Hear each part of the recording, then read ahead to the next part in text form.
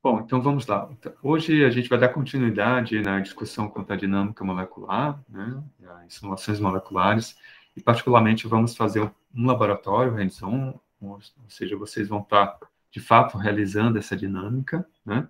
Então, a ideia desse laboratório é que vocês possam estar experimentando, né, na prática, o que é uma simulação de dinâmica molecular e algumas propriedades, né, que a gente pode estar extraindo dessas simulações.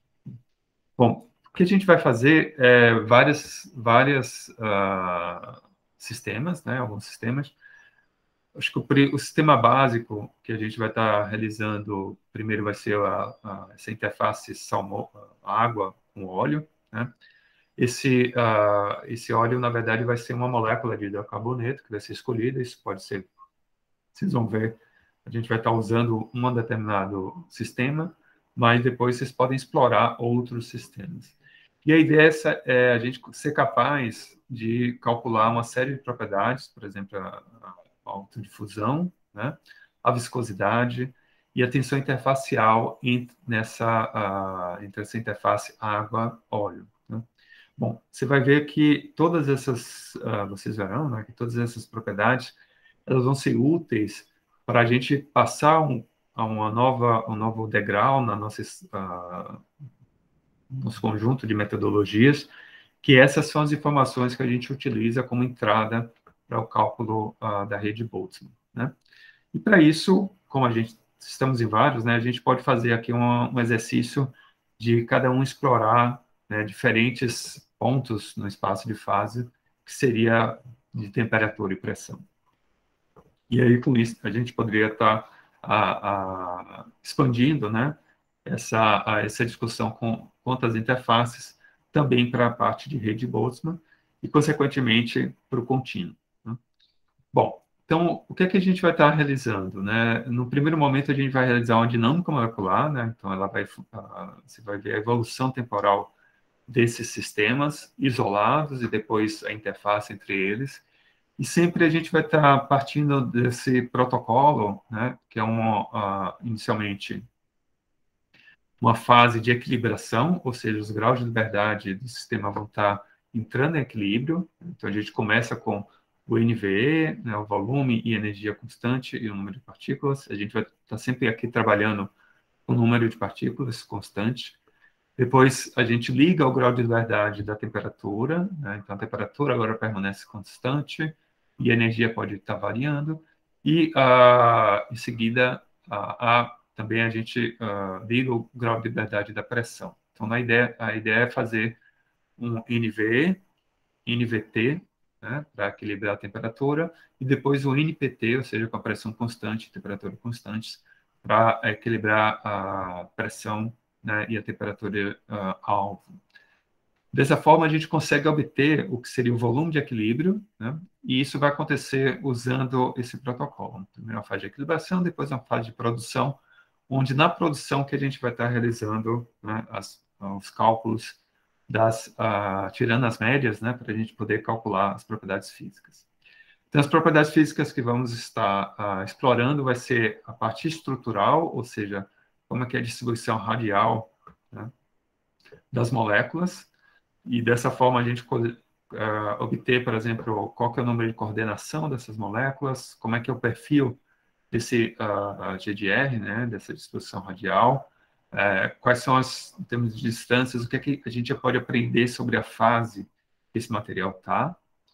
Em seguida, a gente vai realizar o cálculo da difusão, né, então, como seria a autodifusão dessas moléculas nela mesma, e aí, para isso, a gente vai estar realizando, né, utilizando a relação de Einstein para obter essa difusão, né, a partir do deslocamento quadrático médio, né? Ou seja, a gente vai estar monitorando como é que seria a distância, né, da posição de um determinado átomo ou molécula, né, em função do tempo em relação a ele mesmo, dado a origem temporal que a gente vai escolher. Bom, com isso, a partir desse gráfico, né, deslocamento quadrático médio e o tempo, a gente vai obter o coeficiente angular, né, dessa curva, E já tem algumas ferramentas, né, que o Alexandre preparou para a gente, que já vai nos dar diretamente quem seria o coeficiente de difusão, né? Então, dessa forma, a gente, para diferentes temperaturas e pressões, a gente vai poder mapear, né, como a difusão vai estar variando em função de diferentes fases e, ao mesmo tempo, né, como é que é esse comportamento em função da temperatura e da pressão. Bom, com isso, após o estudo das fases isoladas, né, ou melhor, dos sistemas isolados, a água e essas moléculas de carboneto, a gente vai criar a interface, né, e na interface a ideia é calcular a tensão interfacial a partir do monitoramento dos elementos, né, de pressão e estresse que a gente tem disponível para cada sítio, né? Então, essa aqui é a ideia. Uma vez que a gente tem essas as propriedades interfaciais, nós teríamos o outro elemento que seria necessário seria calcular, né, a viscosidade. Eu já vou comentar sobre isso, né? Mas e para a viscosidade em particular, a gente vai estudar o caso do CO2, né, ou de algum outro fluido em estado supercrítico, e poder varrer, né, dentro do diagrama de fases, diferentes condições em termos de pressão e temperatura, né? Então, a gente vai escolher para cada uma dessas regiões aqui, alguém pegar um desses, mapearmos, né, esse conjunto, esse diagrama de fases aí do CO2, né?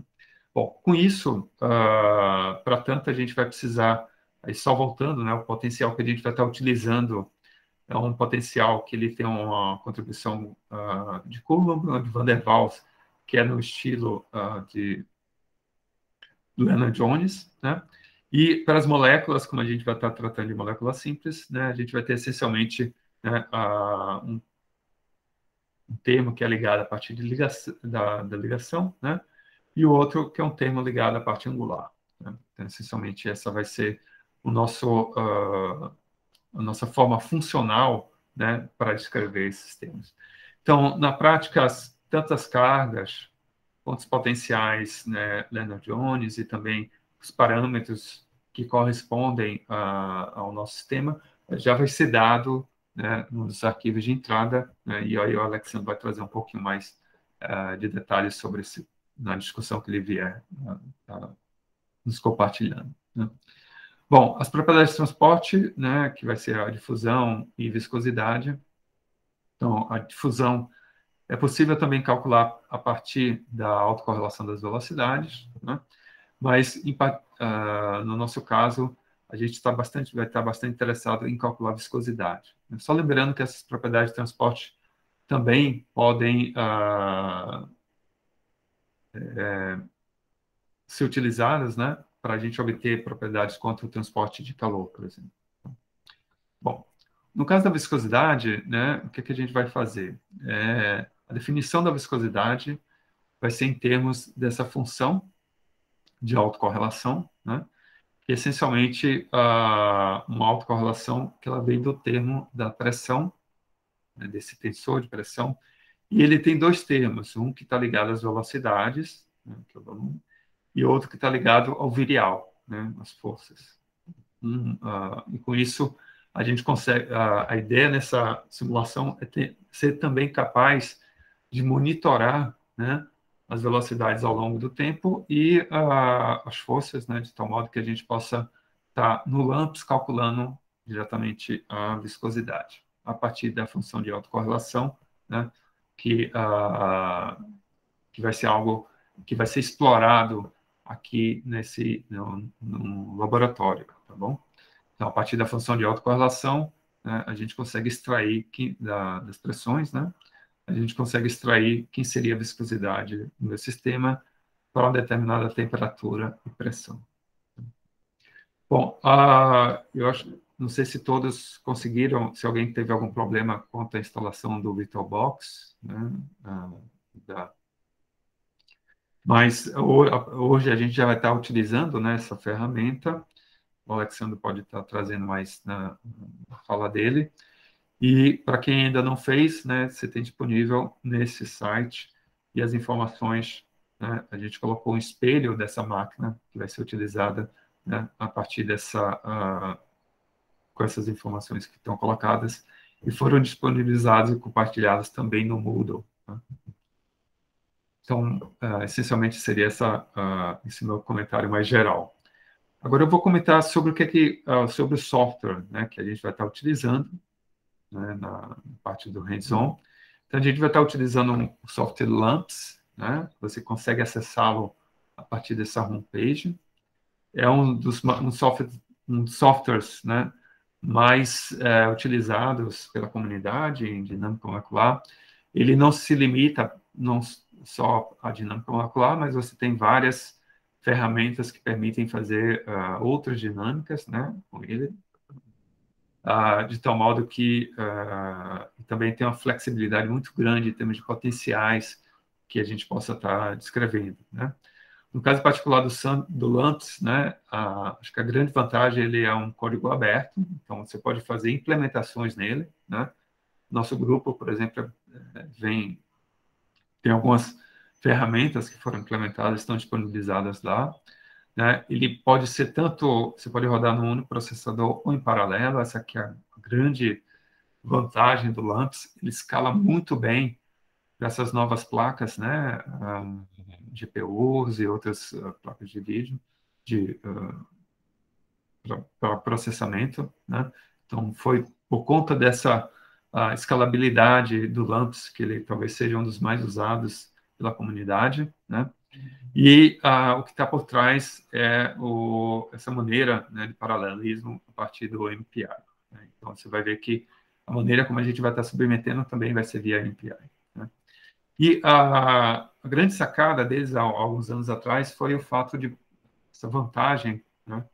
Foi uma implementação que foi colocada no LAMPS, que ele consegue fazer essa decomposição espacial do domínio. Né? Então, você consegue dividir a tua simulação em diferentes domínios, né? E só em tempos esses domínios se conversam, né? Isso faz com que a gente possa utilizar milhares de átomos simultaneamente, divididos por diferentes processadores.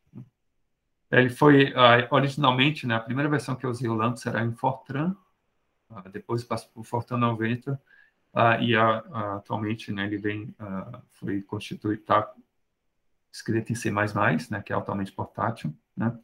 E se utiliza várias ferramentas, né, do ponto de vista numérico, como o MPI, que eu já havia comentado, e também a transformada de Fourier, né, que acelera bastante alguns dos cálculos. Né?